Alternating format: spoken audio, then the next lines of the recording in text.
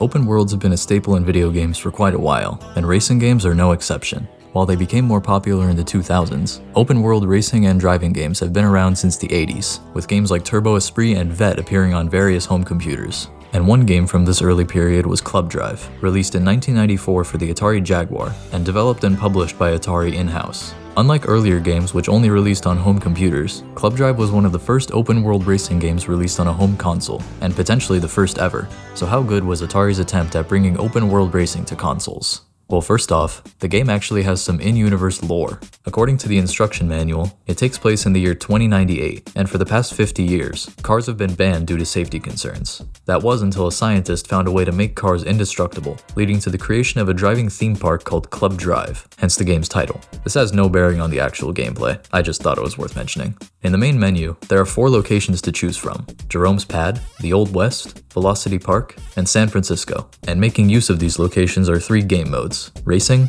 Collect, and Tag. In Racing mode, you drive from one point on the map to another, and if you choose to race for more than one lap, you simply go back and forth between the points. Collect mode tasks you with driving around the map and collecting power balls, which spawn in random places one at a time, and you can adjust the amount of power balls you have to collect. Tag mode involves 2 cars, one of which is assigned it at the beginning of the game. Each car has a timer that activates whenever that car isn't it, and the first car to get their timer to a set amount of time wins. It's a bit tricky to explain without playing it yourself, but it's kinda like the bomb tag mode in GTI Club, which released a little while after Club Drive. You can also set specific songs to play when a certain car is it. All 4 locations have different layouts depending on the game mode. Jerome's Pad takes place in this big house with a bunch of different rooms and objects. The Old West is a desert with some canyons, caves, and small villages. Velocity Park's race layout is like a typical racetrack, while its Collect layout is more like a skate park with various ramps to drive off of. And San Francisco is based off the real city, with a long bridge and a variety of city streets and winding mountain roads, and its Collect layout takes place in this parking garage with 2 stories. Club Drive was actually planned to feature online multiplayer with an accessory called the Jaguar Voice Modem. Unfortunately, it never ended up releasing, but the game and all of its modes do support 2-player split screen, with tag mode in particular being multiplayer only. Starting a race shows you a map of the track with the start and finish lines marked, and all 3 modes show you a mini-map at the bottom of the screen, along with an arrow showing what direction your car is facing. Something else worth noting is that this game has no computer opponents in single player. If you enter a 1-player race or collect game, it's really just a time trial, and the only vehicles apart from your own are this cable car on San Francisco's race layout, as well as this yellow car on its collect layout. Speaking of cars, you have 6 to choose from, all of which are mostly identical but have minor differences such as taillights. They all drive the same too, so it's effectively just a color option, and in fact that's what the instruction manual calls it.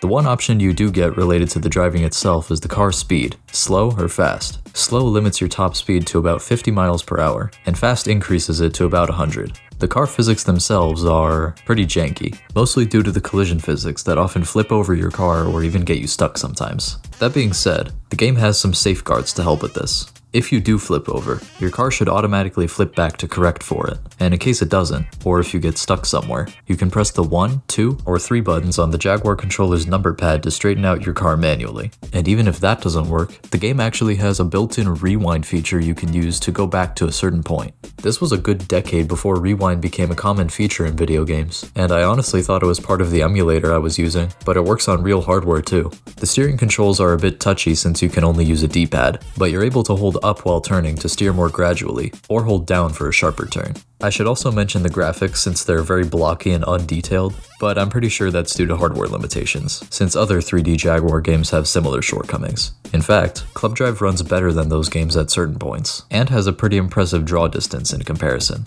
There's a variety of different cameras you can switch between, such as a hood view, a few different types of chase cameras, as well as these fixed views in collect and tag mode, and you can change through all of them using the 4 through 9 buttons on the number pad. In terms of audio, the music is kinda hit or miss. Of course, it's entirely subjective, but I think some songs are pretty nice,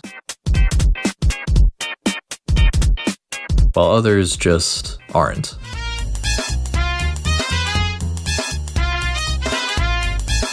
Thankfully, if you don't like a certain song, you can use the star and pound buttons to switch to another one, or as the instruction manual says, change the radio station, complete with a static sound.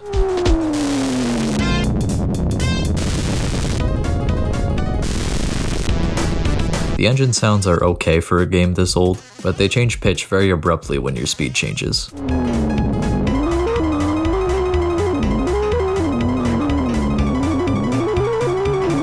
You can set the engine volume in the options menu, with noisy being the default setting and silent turning it off completely. You can also use the 0 button to just mute the game audio altogether, and the options menu lets you adjust volume for both music and sound effects. There's also an announcer of sorts, with voice lines that play after finishing an event, reaching a checkpoint, collecting a Powerball, or tagging someone depending on game mode.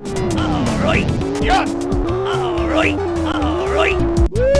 Once you finish an event, you're given a rating based on your time, and if you place in the top 5 on the leaderboard, you get to enter your initials. And if everything I've said up to this point was all there is to Club Drive, it might just be a passing curiosity that was maybe a bit too far ahead of its time. However, it also has a bunch of small details and secrets that give you a lot more to explore and mess around with. All the collect mode maps have these tiles on the walls that you can drive into to teleport elsewhere on the map, which can help if you're trying to set a fast time. The Old West also has tiles like this on its race layout, and these ones bring you to secret areas. This flashing tile takes you to a recreation of Atari's headquarters with a small rocket behind it, and there's an orange tile on the side of the building that teleports you to the finishing area of the track. This second tile brings you to a grassy area with a lake, a dinosaur, and a crashed rocket, and touching this blue tile brings you to the starting area. The race timer freezes while you're in these secret areas, so you can use them as shortcuts to set faster lap times. The track even has these cacti and bushes that shout in pain when you hit them.